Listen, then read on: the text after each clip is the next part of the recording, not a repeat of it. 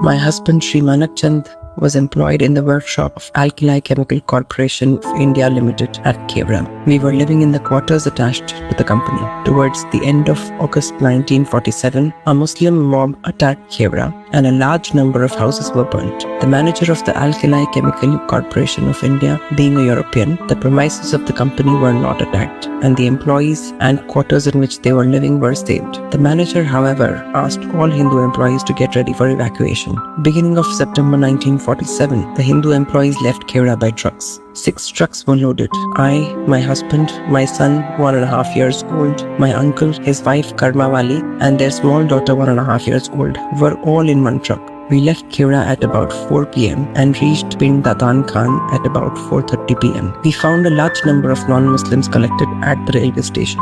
It was said that the train was to leave Pind Datan Khan and would be the last train for the refugees to leave Pakistan. Approximately 5,000 people had collected to go in the train. Out of them, between 600 to 700 were women. The train left Pind Datan Khan at 10 p.m. 15 men of the Pakistan army were with the train as guards. We were given railway tickets and it was said that the train would go straight to Firozpur. In the way, no water was supplied to the passengers. Even where the train stopped, water was not given, as it was said that the passengers were all Hindus. No other provisions were also allowed to be purchased by the passengers for the same reason. The train reached Kamoki railway station at about 8 p.m. and stopped there for the whole of the night. At about 8 a.m. on Wednesday, the police came to the railway station and started searching the train. Each and every article of the passengers was searched. Even the persons of the women were searched. The search continued for about 2 hours. 97 guns and rifles were taken away. Although all of them were licensed weapons and the licenses were with the owners, even penknives were taken away from the passengers. All passengers were told that the guns and rifles would be returned as soon as the train would start. After the search, the passengers were asked to get into the train. When everybody had got into the train, and as the engine was whistling to indicate that the train was going to start, a huge crowd of Muslims came from the side of the mandi and factories. They were armed with rifles, choras, axes, parchas and other lethal weapons. They were shouting Ya Ali and came running. They entered the compartments of the train, had started butchering male passengers. The police force, including the sub-inspector and assistant sub-inspector, were present at the platform, and they also joined in shooting down the passengers who tried to come out of the train. The Pakistan military made a show of firing, but their fire was directed towards the sky and not the mob. And after a short while, they also joined the mob and the police in shooting down the passengers. Those of the passengers who tried to run towards the platform out of the compartments were shot dead by the police, and the military and those who went out of the compartments towards the Maidan were butchered by the Muslim mob.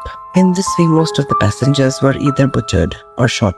A few who were taken as dead after having been injured were rescued later. The women folk were not butchered, but taken out and sorted. The elderly women were later butchered, while the younger ones were distributed. I saw an old woman who cried for water being caught hold of her by her feet by a Muslim and flung twice on the ground and killed. The children were also similarly murdered. All the valuables on the persons of the women were removed and taken away by the mob.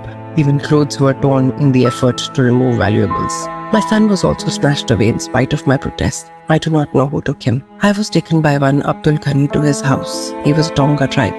I was kept in the house for over a month and badly used. I went to other houses to look after my son. I saw a large number of children, but I was unable to find my son. During these visits, I also saw a large number of Hindu women in the houses of the Muslim inhabitants of Kamoki. All of them complained that they were being very badly used by the abductors.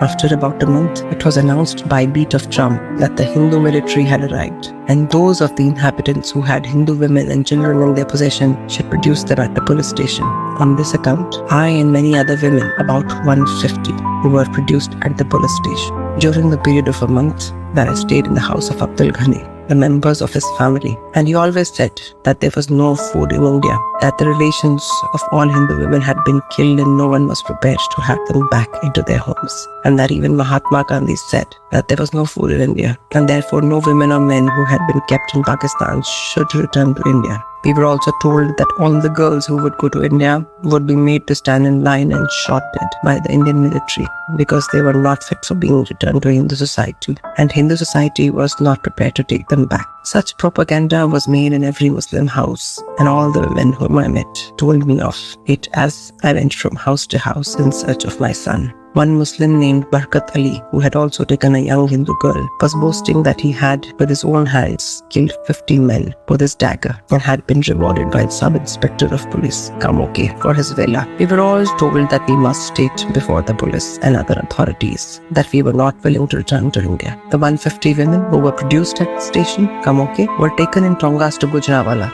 Out of the women collected, only 20 got up and said that they wanted to return to India. I was one of them. There were 10 children with these women. The remaining lot was put into the trucks and sent back to Kamoke by sub-inspector of police. We were then taken to Hindu refugee camp and put into trucks which brought us to Amritsar.